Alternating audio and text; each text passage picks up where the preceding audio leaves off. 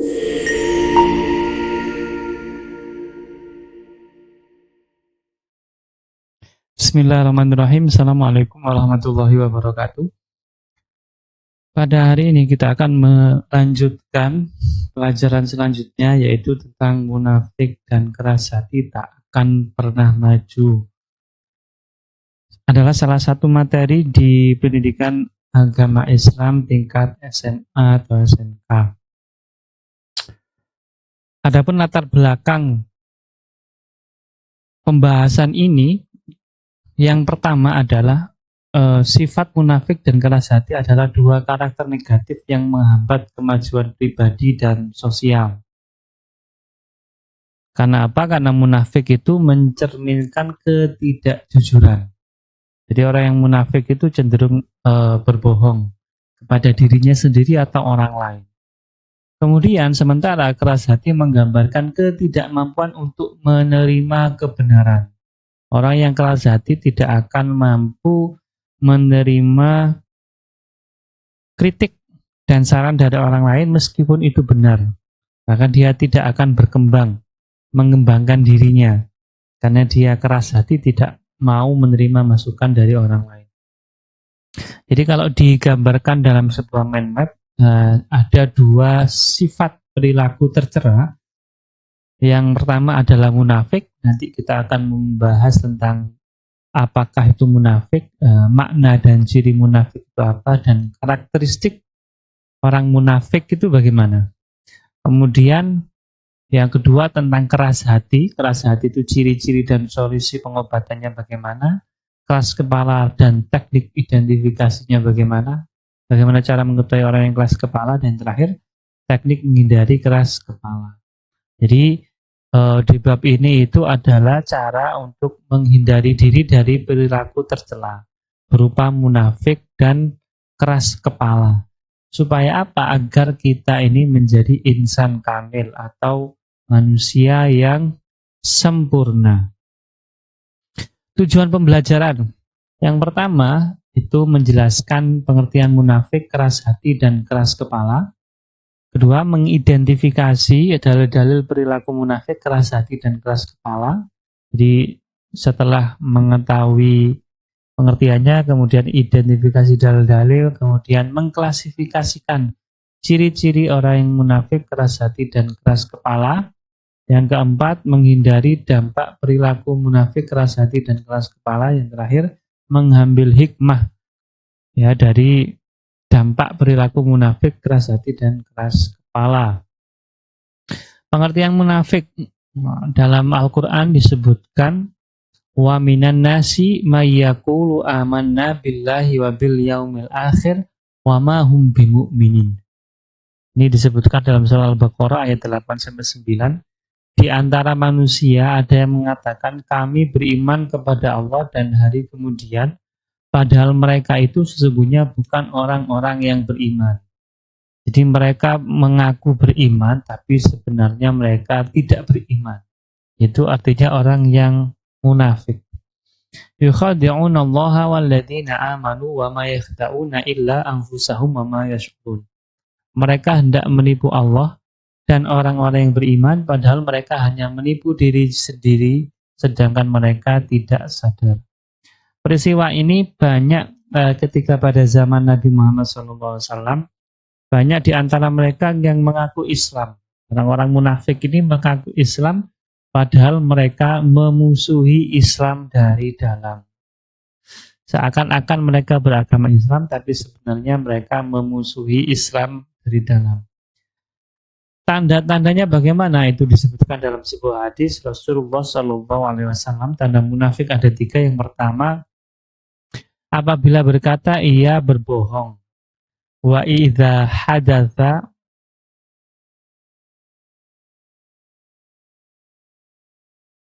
dia berbohong. Ketika dia berkata dia berbohong. Wa idza, dan apabila berjanji dia mengingkari. Wa idza wa'ada akhlafa, ketika mereka orang munafik itu janji, dia ingkar. Janji memberikan bantuan, ternyata tidak kunjung memberikan bantuan itu. Jadi jangan mudah berjanji kepada orang lain. Kemudian bila dipercaya mereka berkhianat. Wa idza tumina khana. Ketika mereka dipercaya, diberikan amanah menjadi siapapun ya, pemimpin-pemimpin baik yang terkecil, ketua RT, ketua RW, kepala desa, kepala sekolah, bupati dan lain sebagainya sampai presiden, mereka berkhianat. Ini contoh orang-orang munafik. Nah, semoga kita terhindar dari tanda-tanda orang yang munafik ini. Bahaya sifat munafik. Nah, ada dua bahaya. Yang pertama kepada diri sendiri. Mereka tidak merasa tenang dan takut terbongkar kebohongannya. Dalam hati mereka ada penyakit, lalu ditambah Allah penyakitnya, dan bagi mereka siksa yang pedih disebabkan karena mereka berdusta. Al-Baqarah ayat 10. Ini jelas ya, orang yang berbohong itu pasti akan takut suatu saat kebohongannya akan terbongkar. Nah, maka berhati-hati bagi orang-orang yang punya sifat munafik ini. Hidupnya tidak akan merasa tenang karena kebohongan-kebohongan yang telah ia lakukan. Untuk orang lain, merugikan orang lain dengan niat mencari keuntungan pribadi. Karakteristik orang munafik di dalam Al-Quran antara lain pembohong, menjadikan sumpah kebohongan sebagai tameng, menghalangi jalan Allah, jelek amal, jelek hati, tampilan menarik tapi rusak batinnya, manis perkataan tapi buruk hatinya, buruk sangka, suudzon, berpaling, dan sombong. Jadi intinya semua sifat-sifat ini itu sangat merugikan orang lain. Diberikan amanah, dia mencari keuntungan pribadi dari amanah yang dia berikan. Dia tidak mengutamakan kepentingan umum. Ini bahayanya sifat munafik. Sekarang kita ke keras hati atau qaswatul qalbi, yaitu sikap keras dalam menerima kebenaran. Ini disebutkan dalam Al-Baqarah ayat 74. Tsumma qasat qulubukum mim ba'di dzalika fahiya kal hijarati aw asyaddu qaswah. Kemudian setelah itu hatimu menjadi keras seperti batu, bahkan lebih keras lagi. Wa inna minal hijarati lamma yatafajjaru minhul anhar. Padahal di antara batu-batu itu sungguh ada yang mengalir sungai-sungai daripadanya. Wa inna minha lama yashaqqaqu fayakhruju minhal ma'. Dan di antaranya sungguh ada yang terbelah lalu keluarlah mata air daripadanya. Wa inna minha lama yabitu min khasyatillah. Dan di antaranya sungguh ada yang meluncur jatuh karena takut kepada Allah. Wa ma Allahu bighafilin amma ta'malun. Dan Allah sekali-kali tidak lengah dari apa yang kamu kerjakan.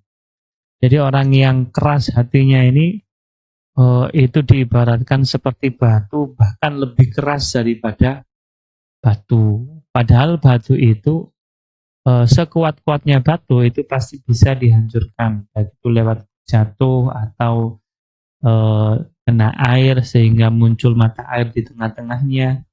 Nah, ini adalah orang-orang yang keras hati yang diibaratkan dalam Al-Quran.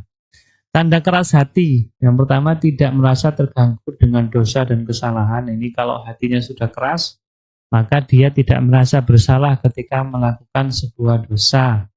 Kemudian kedua, tidak terluka dengan kebodohannya dalam agama. Jadi sudah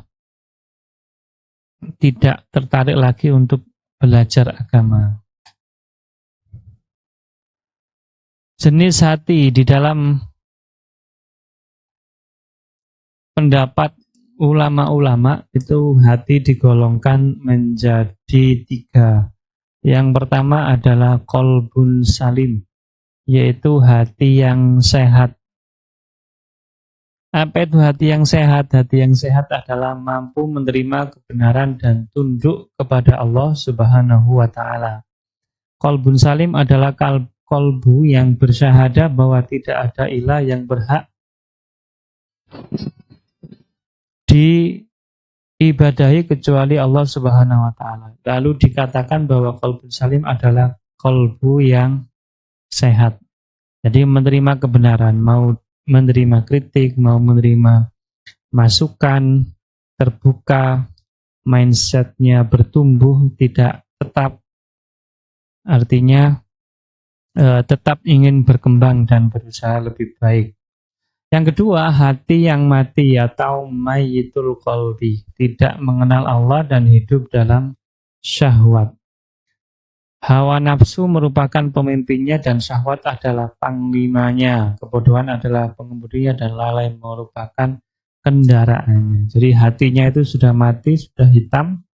Jadi setiap hari tidak merasa bersalah ketika meninggalkan perintah Allah. Misalkan tidak sholat, tidak puasa, itu sudah tidak ada merasa bersalah. Dan juga tidak merasa bersalah juga ketika melaksanakan larangan-larangan Allah. Seperti minum minuman keras, itu tidak merasa bersalah. Berzina, menipu, berjudi, dan lain-lain, ini termasuk hati yang mati atau mayyitul qalbi.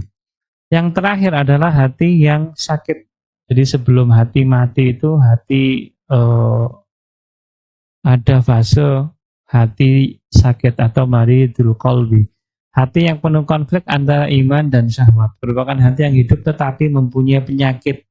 Dia mempunyai materi yang saling tarik-menarik antara kebaikan dan keburukan. Jadi di tengah-tengah antara hati yang sehat, qalbun salim, dan hati yang mati atau mayyitul qalbi. Maka dari itu kita usahakan hati kita tetap sehat dan dapat melaksanakan semua perintah-perintah Allah dan menjauhi segala larangan-larangan. Tanda kerasnya hati. Yang pertama adalah bermalas-malasan dalam mengerjakan kebaikan. Nah, kalau mau sholat malas, mau puasa malas, itu berarti hatinya sudah mulai keras. Tidak terpengaruh hatinya dengan ayat-ayat Al-Quran. Apalagi tidak pernah membaca Al-Quran. Yang ketiga, terpengaruh hatinya dengan berbagai ujian, musibah, dan cobaan. Jadi musibah, ujian itu tidak menggerakkan hatinya untuk kembali kepada Allah, malah tetap saja melakukan rutinitas yang dilarang oleh Allah Subhanahu wa taala. Keempat, tidak mengenal atau tidak membedakan perbuatan ma'ruf dan mungkar. Jadi serampangan semua dikerjakan. Itu keras hatinya, tanda keras hati. Jadi ujian sudah tidak mampu membuat dia kembali kepada Allah Subhanahu wa taala. Sebab-sebab kerasnya hati, yang pertama kemusyrikan, kekufuran, dan kemunafikan. Dua, melanggar perjanjian yang dibuat kepada Allah Subhanahu wa taala. Yang ketiga, tertawa berlebihan. Empat, banyak berbicara dan banyak makan. Lima, banyak melakukan dosa. Enam, lalai dari ketaatan. Maka disimpulkan, semakin kita melaksanakan kemaksiatan, maka hati kita ini akan semakin keras. Ini bentuk kemaksiatan semuanya nih ya. Jadi semakin kita melakukan kemaksiatan, hati kita semakin keras. Sebaliknya, apabila kita melakukan ketakwaan, maka hati kita semakin lembut atau sehat. Obat hati yang keras. Terus bagaimana cara mengobati hati yang sudah keras? Yang pertama adalah iman kepada Allah. Kemudian zikir dan membaca Al-Quran. Belajar ilmu agama, mengikuti kajian-kajian baik yang online atau offline. D. Berlindung kepada Allah, meminta, memohon agar diberikan hati yang khusyuk. Yang E. Berbuat baik terhadap anak yatim dan orang miskin. F. Mengingat kematian dan berziarah kubur. G. Menghadiri majelis taklim dan majelis nasihat. H. Menjauhi sebab terjadinya fitnah dan dosa. C. Sholat malam. K. Beribadah dan mendekatkan diri kepada Allah. L. Berteman dengan orang-orang yang soleh. Ini agar hati kita menjadi lembut kembali.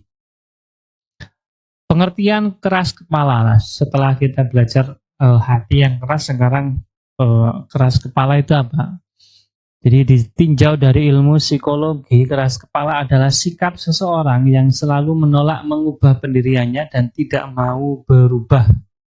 dan orang lain tidak bisa memaksa dirinya, kaku ya, orangnya kaku, tidak mau menerima masukan. Tanda orang keras kepala, satu, memaksakan pendapat. Jadi pendapatnya itu harus diterima orang lain.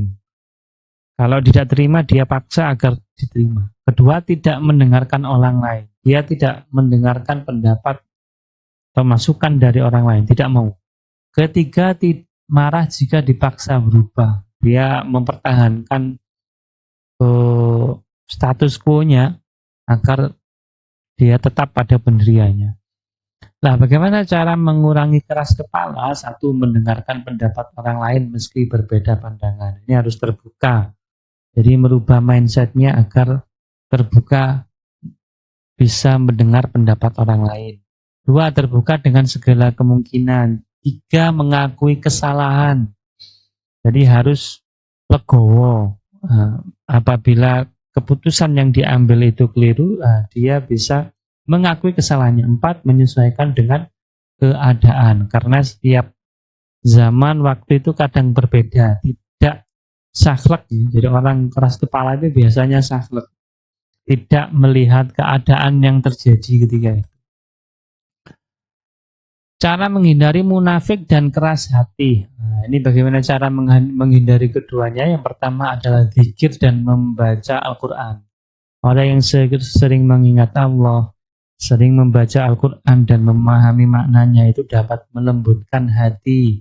Yang kedua, bergaul dengan orang-orang yang solih. Jangan sampai pergaulannya bertemu dengan orang-orang yang keras hatinya, orang-orang yang tidak tepat, sehingga ikut dalam kondisi tersebut. C, banyak mengingat kematian. Orang yang mengingat mati itu pasti dia akan dilembutkan hatinya. Maka perlu ziarah kubur, bahwa mengingat bahwa kita ini tidak selamanya hidup. Yang keempat, sholat malam dan amal kebaikan. Sholat tahajud ini salah satu tips juga. Ketika banyak orang yang tidur, kita memohon kepada Allah untuk mendapatkan hati yang lembut dan diberikan kesempatan untuk menjalankan amal-amal yang soleh.